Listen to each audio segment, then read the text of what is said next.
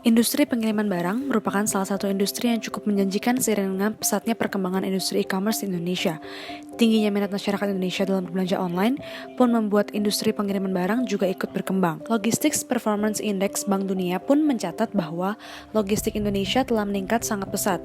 Pada tahun 2018, Indonesia berada di tingkat ke-46 secara global dibandingkan dengan 2016 yang masih berada di peringkat ke-63. Dan dewasa ini, bisnis online tengah mengalami peningkatan yang cukup signifikan di berbagai belahan dunia termasuk di Indonesia. Pada tahun 2018, menurut lembaga riset asal Inggris yaitu Merchant Machine, Indonesia memimpin negara-negara lain sebagai negara dengan pertumbuhan e-commerce tercepat di dunia mencapai 78%. Konsumen lebih suka berbelanja secara online dibandingkan dengan berbelanja langsung karena kepraktisan dan kemudahannya dalam berbelanja hanya dengan menggunakan internet dari rumah, serta dapat menghemat waktu dan juga tenaga.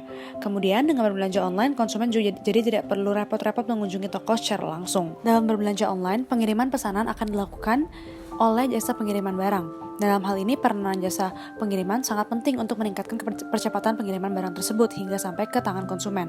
Hal ini terbukti dengan bertambahnya perusahaan yang bergerak di bidang jasa pengiriman setiap tahunnya. Dan di Indonesia sendiri, jasa pengiriman telah ada sejak zaman dahulu.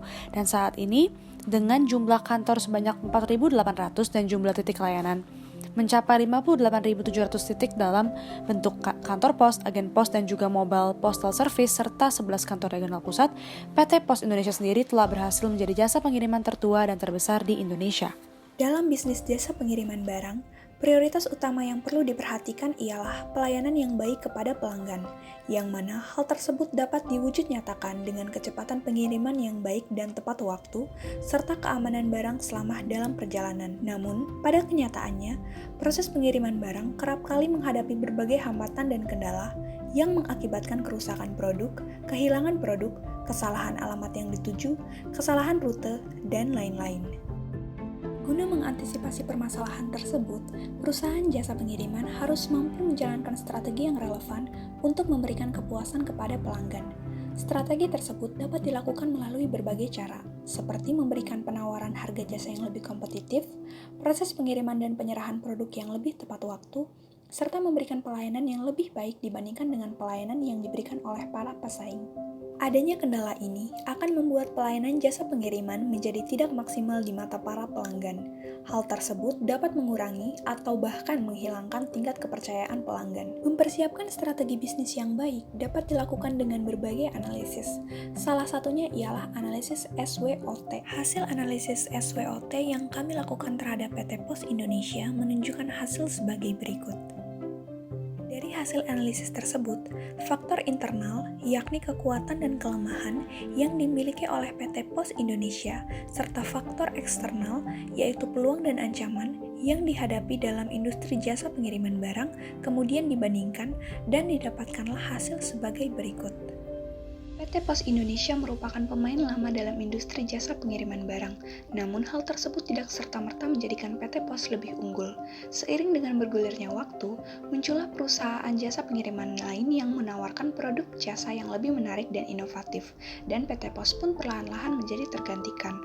Oleh karena itu, dibutuhkan terobosan dalam strategi promosi dan pemasaran produk jasa.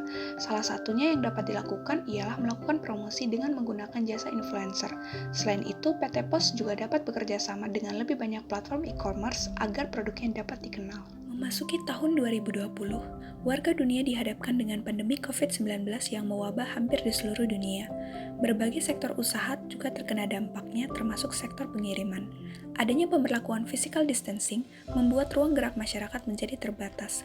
Akibatnya, permintaan untuk pengiriman produk-produk kebutuhan pokok meningkat. Oleh karena itu, strategi yang dapat diterapkan oleh PT Pos ialah memfokuskan layanan logistik pada komoditas primer seperti makanan dan produk segar untuk memenuhi kebutuhan masyarakat selama pandemi. Normal merupakan era yang baru setelah pandemi, termasuk di dalamnya sektor logistik yang memiliki peluang yang cukup menjanjikan. Namun hal itu bergantung pada kesiapan dari perusahaan logistik itu sendiri, bagaimana menyiapkan diri dan melakukan terobosan baru, salah satunya dalam hal digitalisasi logistik. Terobosan ini harus dimaksimalkan dengan memanfaatkan kemajuan teknologi dan SDM yang mendukung. Dengan hal tersebut, strategi selanjutnya ialah mendekatkan diri dengan pelanggan dan mencari tahu ekspektasi mereka terhadap PT Pos. Selain bisa mengetahui keinginan pelanggan, melalui cara ini pula PT POS akan bisa menilai pelanggan loyal serta potensial.